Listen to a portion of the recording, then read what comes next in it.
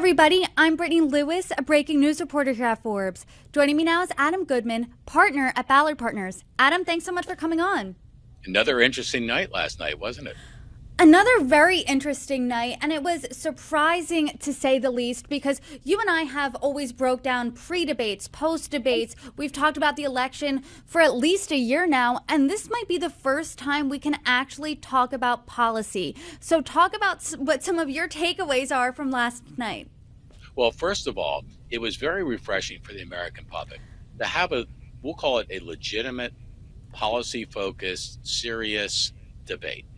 That wasn't full of back and forth. It was more about, here are my ideas versus your ideas and vice versa. And people had to have a chance to actually for themselves evaluate what feels right.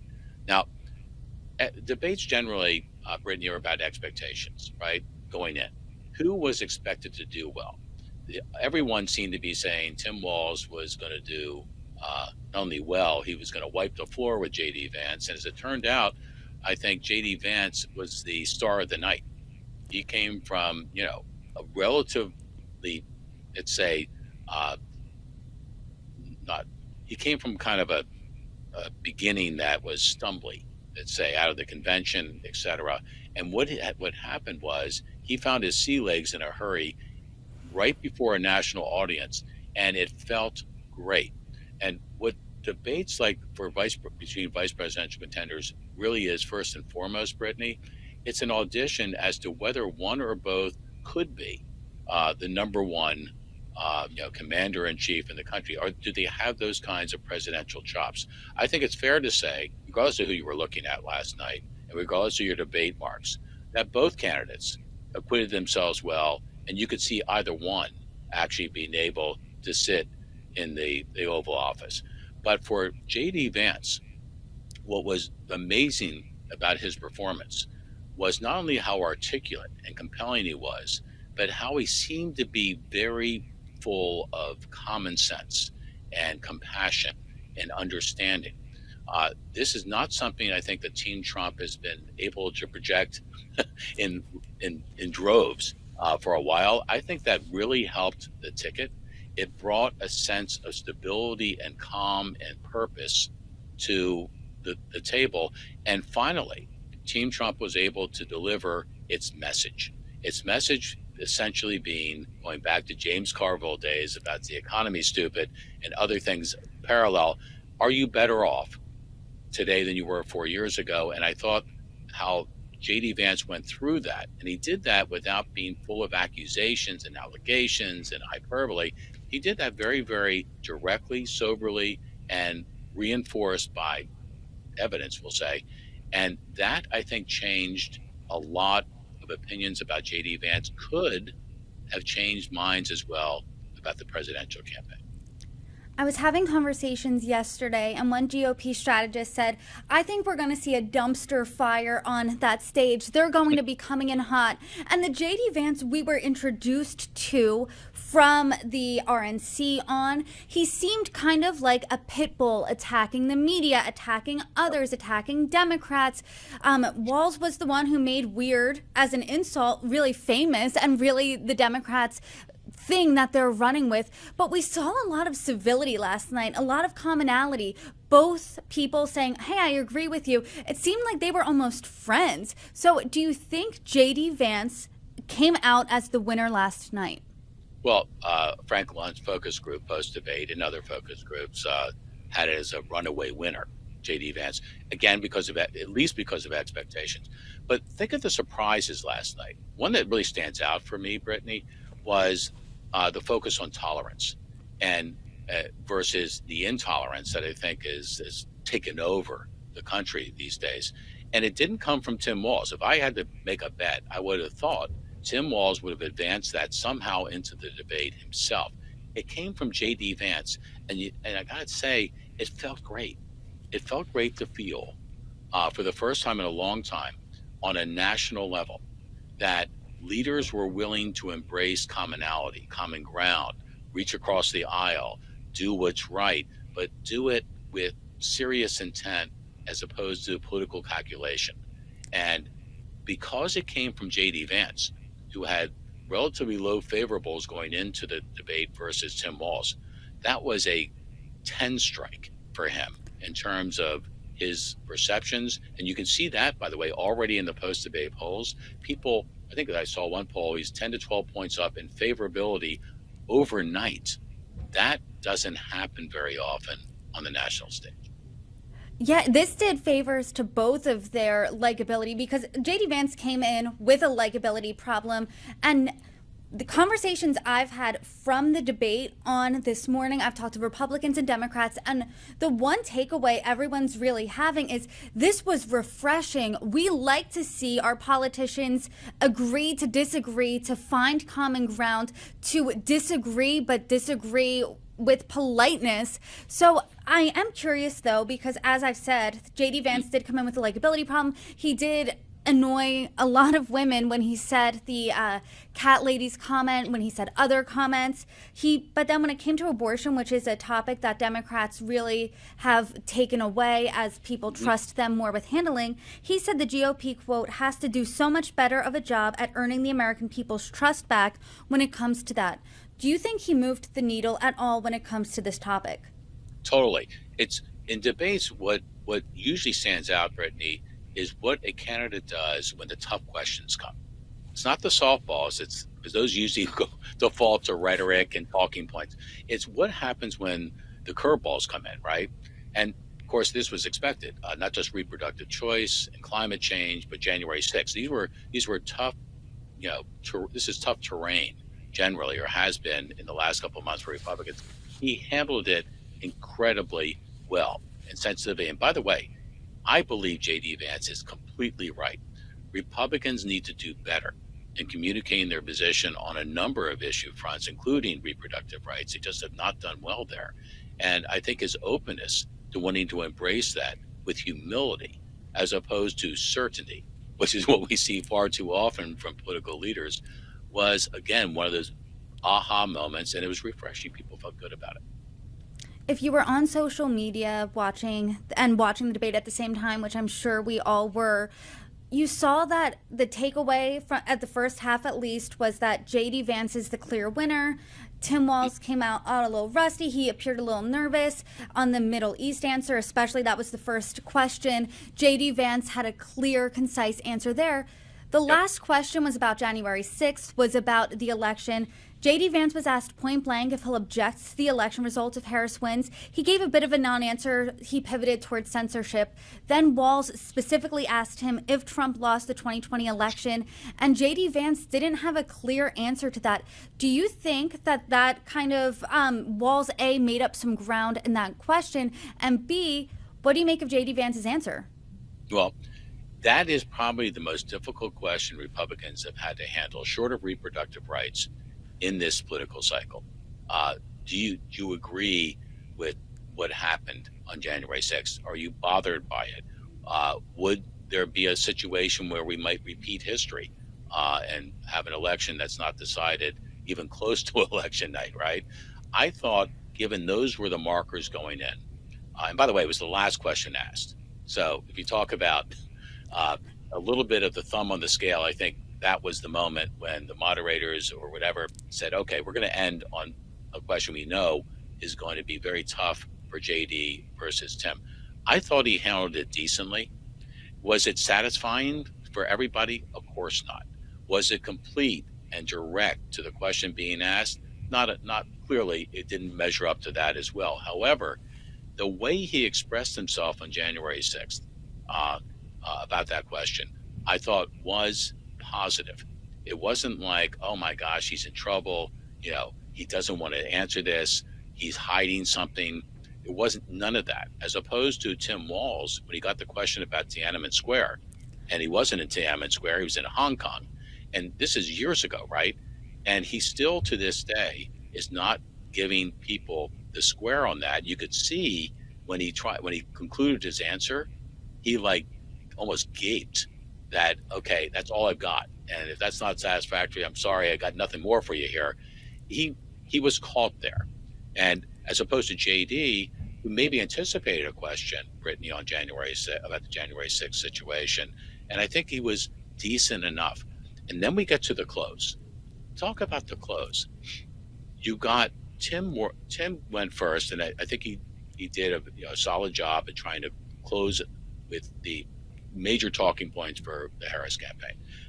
But look at JD's close. He started by saying, by the way, we really didn't talk about energy tonight. And that is the thing that's bothering a lot of, especially middle class voters who are having trouble making ends meet. That was not just aimed at the middle class. That was aimed at the Commonwealth of Pennsylvania, where the energy question is very big. I'm telling you, it was really savvy that he actually worked his way on the close into a policy point that has dramatic bearing on what could become the swing state of the election. That's what I was thinking too. Energy was hardly touched on until really that point when he was the one to make sure to bring it in. And I was thinking about those voters from Pennsylvania who that really is a must-win state, 19 electoral votes on the line there. As we know, as we've talked about, this election is coming down to those 7 battleground states. If you're a voter in one of those states, and especially if you are an independent voter, you turn on the vice presidential debate last night. What are you thinking? And is your mind changing at all? Okay, great question. There are 2 kinds of impressions that will come out of last night that will impact the undecided. One are people that actually watched the debate, and I think that will have an impact on them. But the second is more of those voters. These are voters, Brittany, that are first-time voters and actually a lot of rural voters. Those are the 2 major subgroups that both campaigns are looking at very, very decidedly in the swing states. Most of their information comes from not television or cable. It comes from conversations. It comes from family. It comes from the much maligned TikTok and Facebook. That's where they're getting their info from. And if the takeaways from last night that they're hearing about and reading are that JD Vance did actually very, very well, that's what they're going to remember, as opposed to anything that happened, let's say, the early part of JD's national life, when I think his convention speech, was not his greatest moment. Some of the comments, I think even the cats are concerned about where he stands on certain issues. After that stumbly start, what those voters, those undecided voters who were going to vote, by the way, in the swing states are going to hear is very, very positive about JD Vance. That, again, to my first comment in our conversation here, is a big thing for Team Trump. It gives you a sense, again, of solidity and stability, some would say sanity, in that particular team that I think it was really needing and looking for. And more than ever, JD Vance and Tim Walz, I think it's fair to say both, they prosecuted the major narratives, that the dueling narratives in this campaign. They did it well. JD, I think, did it better than with all due respect, that Donald Trump has done in the last couple months. He put it squarely, clearly, articulately on the line, as did Tim Walz. Now I think people say, I get what this is really all about now. And it's not just policy, by the way. It is 2 different perspectives on how to move forward. And I think Vance did a better job than Trump at really tying Walz to the weak parts of the Biden administration, saying, hey, life was better 4 years ago when you weren't in office. And I know that there are viral moments, good and bad, from debates. Thinking about the last one between Harris and Trump saying they're eating the cats, they're eating the dogs. That became a viral moment, and not in a good way. There are also good moments, like in the vice presidential debate 4 years ago, when Harris said, Mr. Vice President, I'm speaking. That became a rallying cry, really. The fly moment on Pence's head, also another viral moment.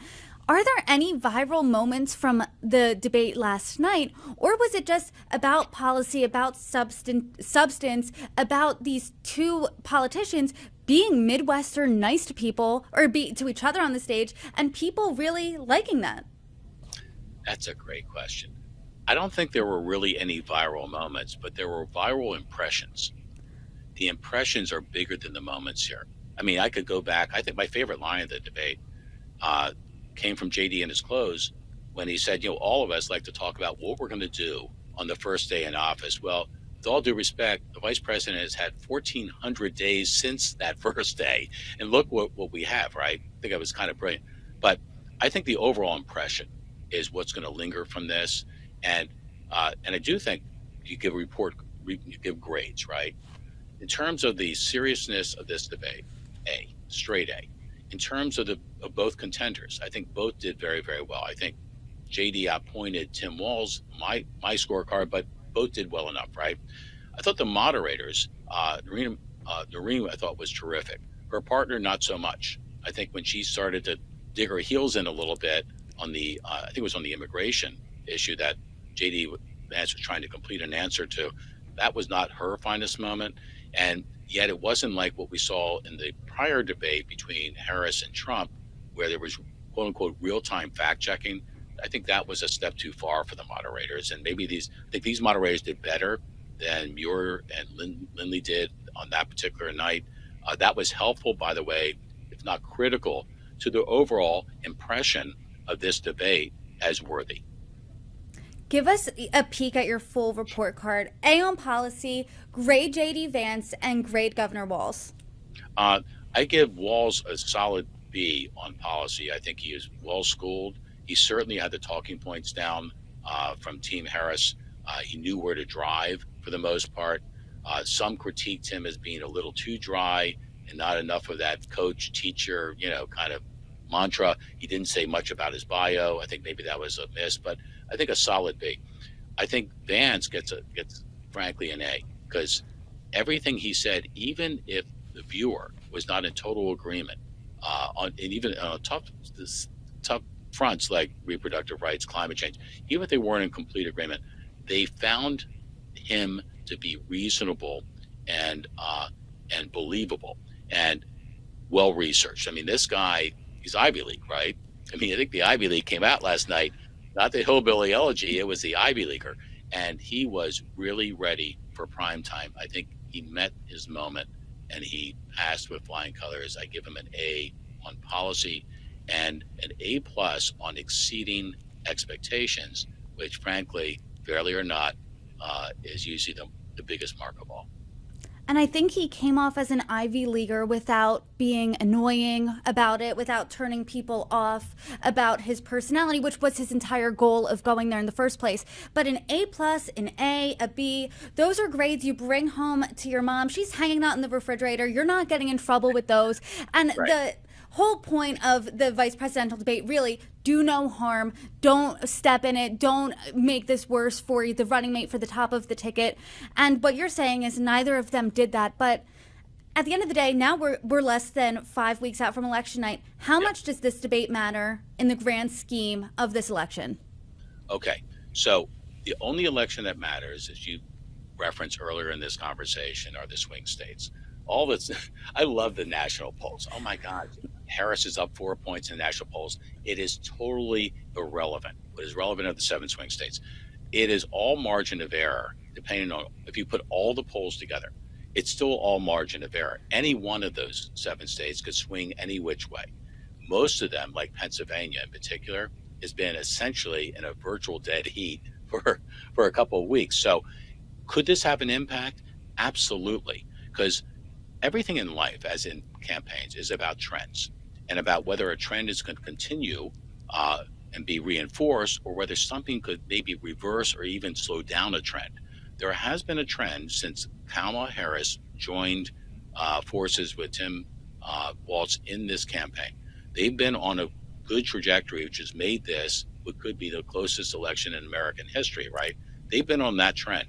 I think the Trump campaign had a sense of plateau for a while amid that. I think this has a chance to actually not just slow down the momentum from Kamala Harris's team, but actually put a little bit more wind in the sails for Donald Trump. And given this is that kind of election, I think that can make all the difference in the world. It really is that kind of election. And as you said, it is coming down to those 7 states. And we are in October right now. I'm sure there will be, as usual, if history indicates, plenty of October surprises to come. And when they do come, good or bad, I hope you come back on, break them down with me. Between now and Election Day, Adam Goodman, I always appreciate our conversations. Thanks again for joining me. Love doing it. Take care of yourself.